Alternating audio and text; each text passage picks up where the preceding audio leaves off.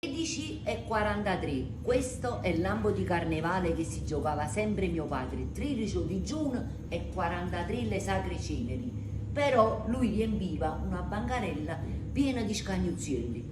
Volete fare pure voi? Pigliate carta e penna e venite a presa a me. 3 litri di acqua e 2 buste di farina di mais istantanee e 2 acqua, sale, peperoncino e le buste di farina di mais. Iniziate a mescolare. Ragazzi, quando la farinella, vedete, perché noi a Napoli la chiamiamo farinella, la farina di mais raggiunge questa consistenza, ci buttate un po' di sugna, ecco qua, e fate sciogliere. Qua guardate, la farinella, la farina di mais si è cotta giusto 5-6 minuti. Adesso aggiungo pecorino, i cicli napolitano e salame e vieni, vedete? Guarda che bellissima.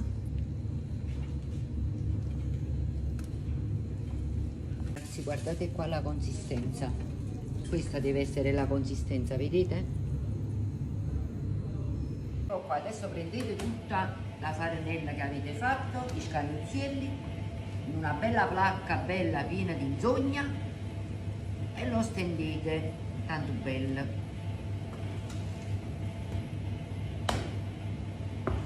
Qua ragazzi, io l'ho messo nella placca, vedete? Ve lo allisciate un po' così e lo chiudiamo con la pellicola. Ecco qua, vedete?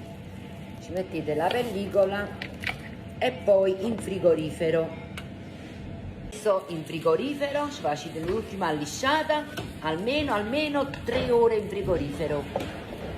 Qua ragazzi, guardate come si è illustrato bene. Adesso lo tagliamo prima così rettangolare e poi possiamo fare a pizzo nostro, o li facciamo così a pezzettini quadratini oppure facciamo i triangolini. Io faccio così.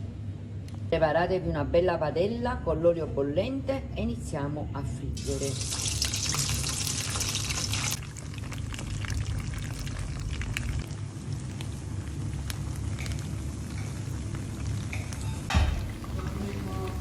Ragazzi, allora Lo facciamo sapere. che cos'è? Mamma mia. Buon carnevale a tutti.